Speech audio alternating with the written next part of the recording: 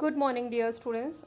Today we'll start new unit that is research design. I think आप सब लोगों ने सुना होगा research design है research design. This is a very important unit of research. हमेशा से डिज़ाइन कौन सा यूज़ किया है, कौन सा अप्रोच यूज़ किया है, तो ये सब पूछा जाता है. तो you should be thorough, you must know about the research design कि डिज़ाइन क्या होता है. ठीक है. So let's start with the design. Definition of research design. First of all, we need to understand what is design. तभी तो हम types पढ़ेंगे, तब हमको clear हुआ कि actually what is design. ठीक है. Let me just pick one. Yeah. Yeah. Definition. It is a pencil. I need bold one. Yeah. It is a blueprint of a plan of how, when and where data to be collected and analyzed. ये data collection नहीं है. This is not data collection, but this is a planning.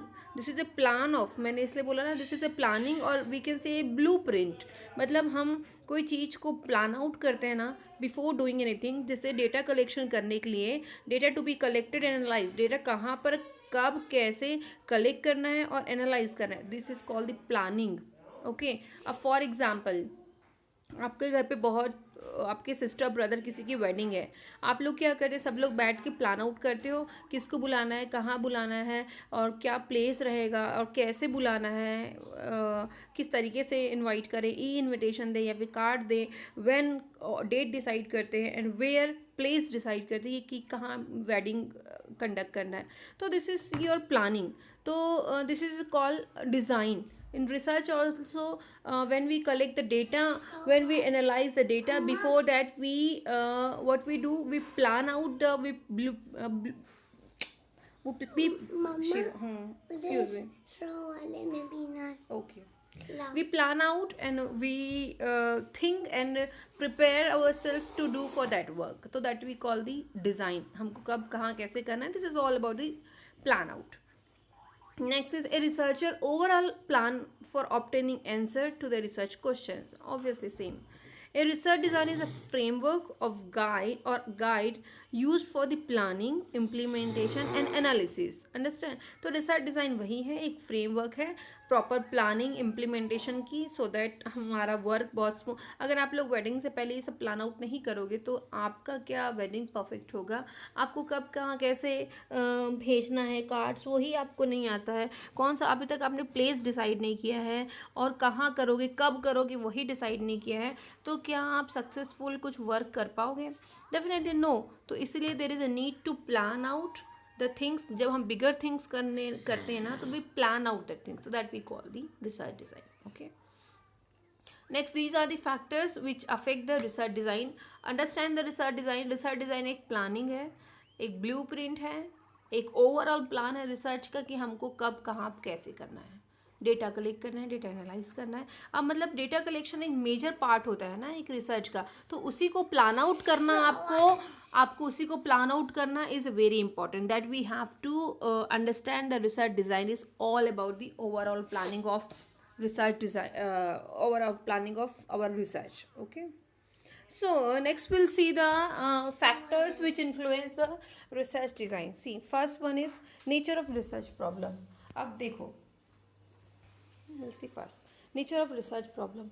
How the nature of research problem will influence the entire research design.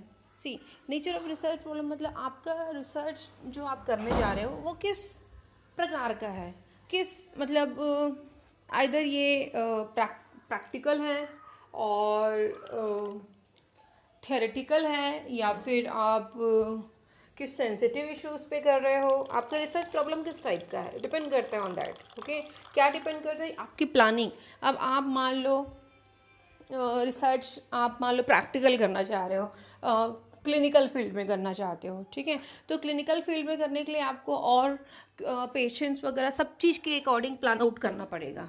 और अगर आप hospital में ना करके आप किसी गांव में कर रहे हो तो आपको इतना प्लानिंग की ज़रूरत नहीं पड़ेगी. आप जाओ, आपको कभी भी पेशेंट, आपको कभी भी लोग अवेलेबल मिलेंगे. तो this is all about the research problem का नेचर, आप किस प्रवृत्ति का नेचर किस नेचर का रिसर्च प्रॉब्लम, किस प्रकार का आपने रिसर्च प्रॉब्लम लिया है, ठीक है।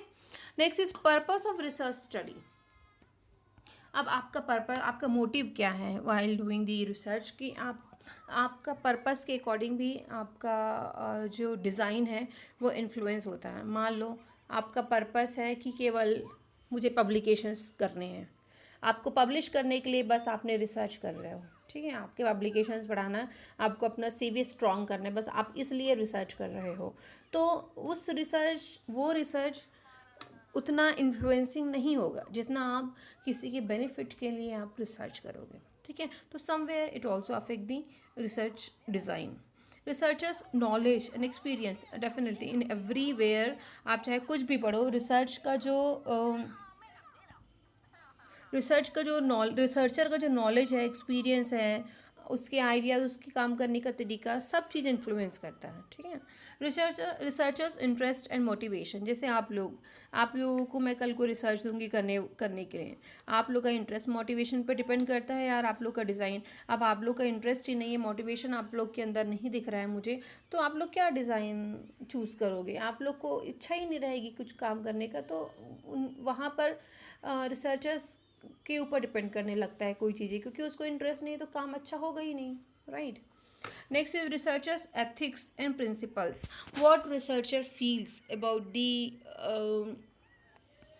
द एनी डेंजर्स और about the any problems while having the research. हम लोग जब कोई रिसर्च करते हैं तो एक रिसर्चर को कितनी समझ है एथिक्स की।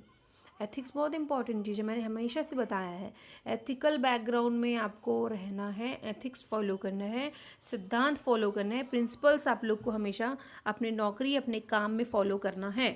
तो रिसर्च एथिक्स एंड प्रिंसिपल्स अगर कोई फॉलो नहीं करता तो definitely research design will influence. Subjects and participants, आपके पार्टिसिपेंट्स कौन हैं, मतलब ईजी अवेलेबल पार्टिसिपेंट्स हैं, या फिर आप मान लो कोरोना के पेशेंट पे कर रहे हो, कोरोना की फैमिली को आप ढूंढना, मतलब उनके पास जाके डेटा कलेक्ट करना आपके लिए डिफ़िकल्ट है, ओके। तो this is a depend on subjects और पार्टिसिपेंट्स, तो पार्टिसिपेंट्स के ऊपर डिपेंड किया, राइट। नेक्स्ट इज रिसोर्सेज, आपके पास लैक ऑफ रिसोर्सेज है, पीयर ग्रुप्स नहीं है आपके पास, हेल्पिंग हैंड्स नहीं है आपके पास, तो डेफिनेटली आपका डिज़ाइन, आपका रिसर्च इन्फ्लुएंस होगा। Not only design, entire research will influence, okay. Next is time, अब with in a limited time period कोई आपको बाउंड करके रखता है कि इतने ही टाइम पीरियड में आपको पूरा रिसर्च खत्म करना है।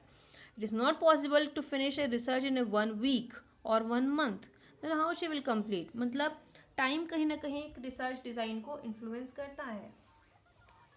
So this was all about the factors which influence the research design.